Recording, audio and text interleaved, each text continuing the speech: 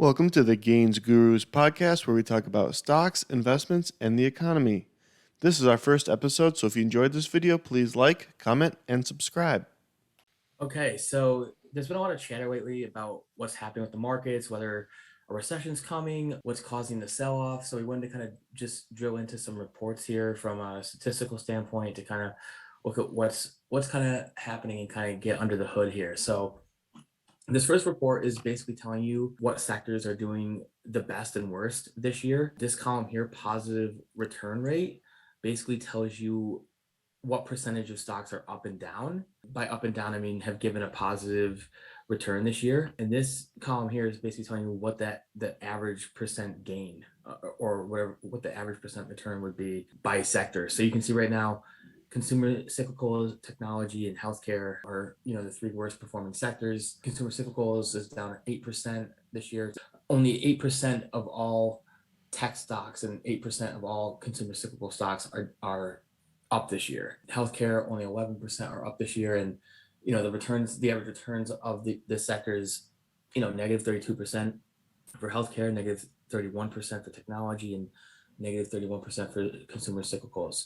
So this second report here is basically just graphing the historical data of this. So you can see for tech here, we're down 31%, and on average this year, and only 8% are down. You can see that this is an outlier. Typically, tech is a really good sector. This is the worst year for tech going all the way back to 2010, essentially. The only other really bad year was 2011, when it was down 9% on average. And even then, only 34% of tech stocks were down. So what's interesting about this is the best performing sector on here, as you can see, is energy. But energy is one of the last sectors I would actually tell you to invest in. And you can see 182 energy stocks are up this year, meaning they've given a positive return.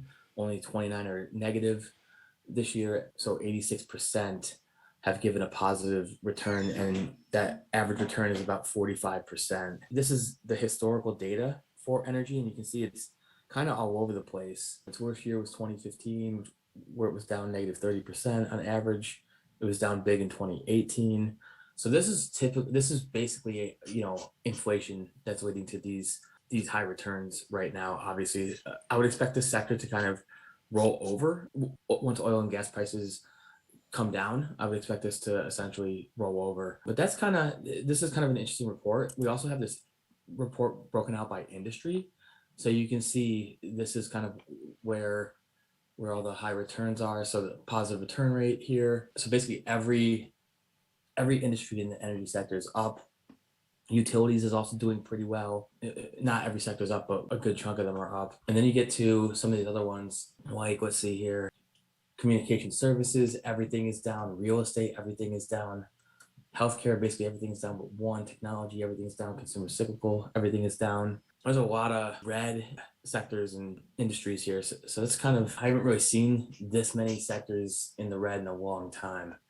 So definitely some weird stuff going on here. The next report we wanted to look at here is the yield curve. So the yield curve inverted back in April, and there's been a lot of discussion about whether or not the yield curve is a good predictor of recessions. Historically, it's been pretty accurate. I think like 7 of the last 8 yield curve inversions have resulted in a recession anywhere from 6 months to 24 months later. So this report is kind of really interesting. What we have here is this pink line is the first inversion back in like 1978, which led to the 1980 recession. And what this is telling you is the first yield curve inversion happened on August 18th, 1978. The S&P 500 was at $105. And then the S&P ended up falling into a recession back in like January of 1980, essentially. And it bottomed out at $98. So the 2 years that later from when it inverted, the stock market was lower. And then this is also true of the 1982 recession, the 1982 recession. So you can see each time that the yield curve inverted, it ended up lower once it fell into a recession. So you can see it was still higher where the recession was in 1980, essentially.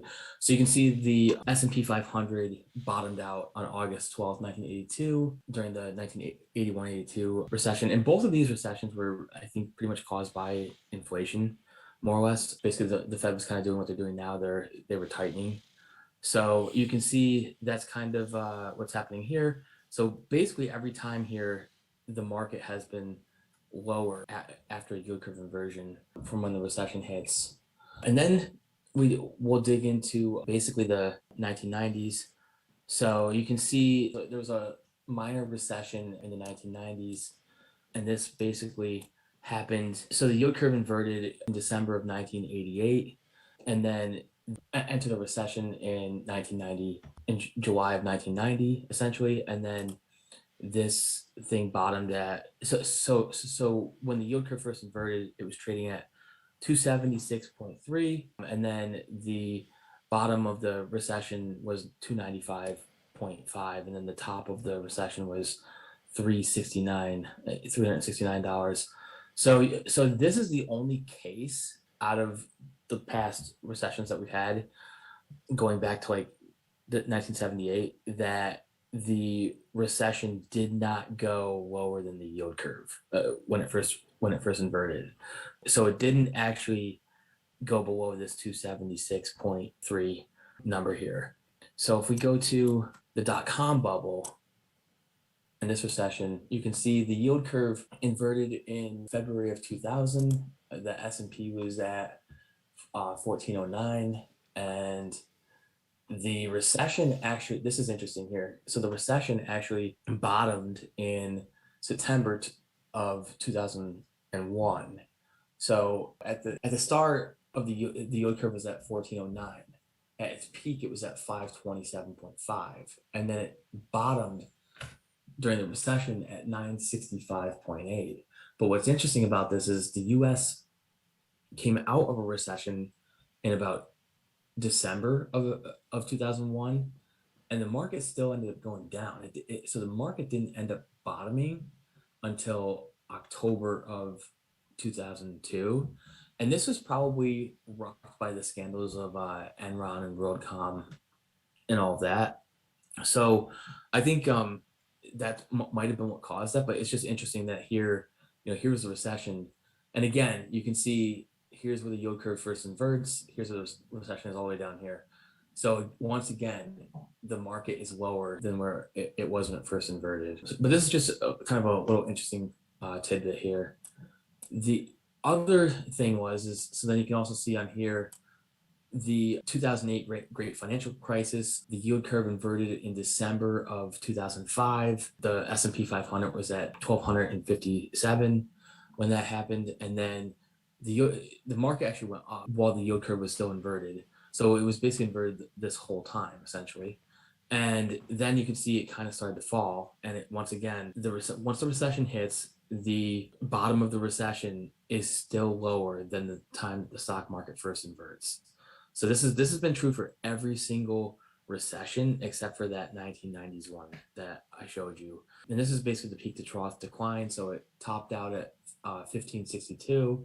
And it bottomed out at 677. And then the same thing here with COVID. We had the COVID financial crisis. You can see, or the COVID recession, I should say. So here's where the yield curve first inverted. It inverted in August of 2019. It only inverted, I think, for about a week, so it wasn't even inverted that long.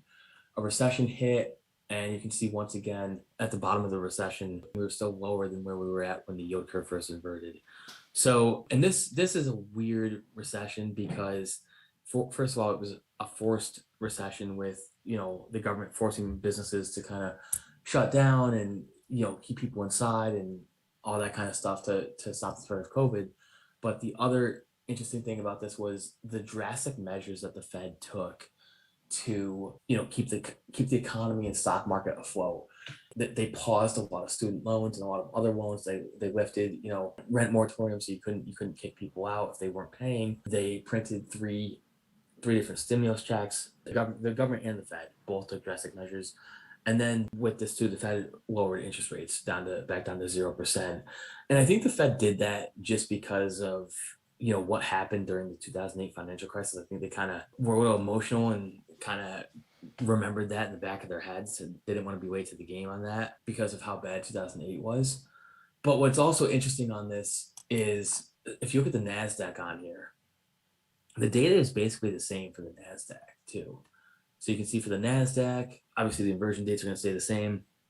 So the yield curve inverted, in September of 1978, and that was at 134.7 for the NASDAQ, $134.07, and then it bottomed at 124.1 during the 1980 recession, and then the same thing during the 1982 recession.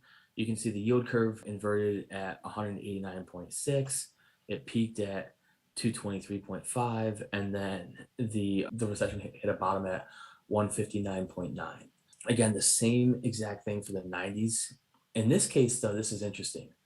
So the market for the NASDAQ actually went lower when it bottomed. It went below where the yield curve was when it first inverted in the 90s. So really, it was only the S&P that had that trend where it finished higher. So you can see here, the yield curve first inverted in December of 1988. It was at $373. And then basically the peak of this was 485.7. From peak to trough, it fell all the way down to 325.40 for the bottom of the recession in the 90s. So that's kind of interesting. Then we have the dot-com bubble. This is also pretty interesting data here. So for the dot-com bubble, you can see the yield curve inverted, the same thing again, February of 2000. The NASDAQ was at 4,074. It peaked at 5,049, and then it fell. It had a bunch of fake outs here, so a bunch of fake outs. And then during the recession, it bottomed at 1423. That was on 9/21/2001. It bottomed at 1423, but again, it didn't bottom until after the recession was over, which was October of 2002. It bottomed at 1,114. That's pretty interesting. The other interesting thing here is the market didn't make new highs for 15 years for the NASDAQ. So 1549 was the high on March 10th of 2000 for the NASDAQ. It didn't go over 5,000 again, and finally beat that mark on April 28th, 2015. So it took 15 years to get all of your gains back, which I think is kind of fascinating. And I'm not sure how many people know that, but you can see here during the 2008 financial crisis, again, the first yield curve inversion, it was at 2,227 on 12/27/2005.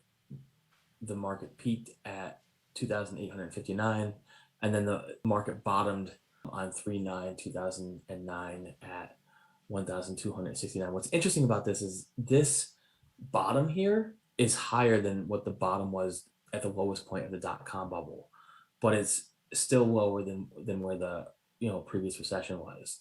So that's kind of what's interesting here, and then again, COVID, this looks about the same too. So again, we went under the yield curve. The yield curve happened on August 27th, 2019, when the market was at 7,827, and then the peak was 9,273, and then the trough was 6,861, and then it just kind of went up on a ride. So this is where we're at now. What's interesting about this is, in my opinion, this is looking more and more like 2000. Yeah, this is looking more like the 2000 tech bubble than it is looking like the 2008 financial crisis. So if you look at on here, these steep drops, you see how steep this is, and you're even getting some of these fake outs. Like right here was a fake out, right here was a fake out. So this, to me, it's looking an awful lot like the 2000 to 2002 period, instead of looking like the 2007 to 2009 period. So I think that's kind of a really interesting observation based on the data. The other thing I wanted to kind of show you was we did this recession analysis. So a lot of people are asking, like, when's the bottom? And, that's a very hard thing to predict, obviously, but you can kind of use data to make a best guess on that. And you can see this is looking at the days from the first inversion to the recession low. So if we go back to this graph here, that would be like from here all the way to here, or from here all the way to here. So essentially what this is looking at, it's looking at that. So like when from the first inversion did it hit its low? And you can basically make a educated guess here, saying that like theoretically we're not in a recession yet. And that's the interesting thing about the market is the market is a forward looking mechanism where the economy is backwards looking, and they theoretically define a recession as two negative quarters of GDP growth. And last quarter we had negative 1.4% growth. So a recession will not be theoretically defined until probably early July when the GDP report comes out. What's interesting is that that's just the start of the recession, theoretically, I believe. I'm not sure how they would define that, if it would be defined from January until June, or if it starts at that June. I'm not sure how that would be defined. What's interesting here is the question then becomes is like, are we in a recession right now? If so, how much lower does this go? I don't know if we are below the yield curve inversion price right now, back when the yield curve inverted back in April. But it's going to be interesting to see how this kind of plays out. But like I said, this is looking more and more like the dot-com bubble. And this will also help you, because if you take out the 2020 recession on here, where basically it took 209 days to hit the bottom of the recession low. The reason why this was so short is because of the extreme measures that the government and the Fed took. My whole guess here is that we're nowhere near close to the bottom based on this data. I mean, I would say probably the average is maybe somewhere around 600 and something days. So about 2 years out is kind of like where the bottom might be. And like I said, the only caveat to that is right here with the S&P. This is the only year that the S&P was actually higher. Its recession low was higher than where the yield curve was when it first inverted. So this was actually up 6% from when it first inverted. But other than that, these are the returns after a yield curve inversion. So you can see that the Dow was down in 2001, was down 31%. During the 2008 financial crisis, the Dow was down 65%. During the 2020 recession, it was down 39%. So, and again, this is the first inversion price to the recession low, is what this is looking at. But look at this. 2001, the Nasdaq was down 186% from its first inversion date to its recession bottom, and the S&P was down about 86% from that. And then if you look at like the start of the recession, so this is looking at like when a recession is defined. So this is looking at like essentially this graph here. This would be looking at like right here would be like the start of it, and here would be like the trough. This is taking out the yield curve, so this is like after the yield curve. And this is looking at like, okay, when the recession is defined, how far does the market go down? You can see during 2001, the Nasdaq was down 53%, the S&P was down 29%, and the Dow was down 27%. I find this to be kind of interesting, because this can kind of tell you, I think right now we're in a bear market, we're down 20%. According to this data from the first inversion date, I think this is telling us that we have a lot more to go. And if we are in a recession, a case could be made saying we do have more to go based on this data too. So I think this is a pretty cool report. And then this basically tells you here that the days it takes to hit its first new high, the months it takes to hit a new high. You can see most recessions haven't lasted that long theoretically. Really, it was 2001 and 2008 that were the two really bad recessions. It took 52 months to hit a new all-time high, and the Nasdaq, it took 46 months during the 2008 financial crisis. So I find that to be kind of interesting too. And then this is basically months from the recession start to the recession low. So this is also interesting. It's basically saying that like here again, if you take out the 2020 recession because of extreme measures, so this data is a little bit more interesting, because it's looking more like this is two, 13, 3, 6, 15. I don't know much about the 1980 recessions. I'm not sure why this was, only 2 months that lasted. But yeah, this is kind of interesting data from our side of things. The next thing I want to kind of show you real quick is this correction report. So back in January 19th, 2022, the NASDAQ had its first correction where it was down 10% from all-time highs. So this here shows you that in general, buying the dip in a correction is a smart strategy, because you can see about a year later, you're typically gonna get higher returns, 1 year from when the correction hits. But what's interesting here is the 3 month data might be suggesting that that might not be the case this year. So if this 6 month data that comes in a couple months here, if this is negative, if this is red, which it's looking like it's going to be, there's probably a good chance, I would say, based on the 6 month trend here, that will probably average negative returns this year. It's also something to kind of keep an eye on.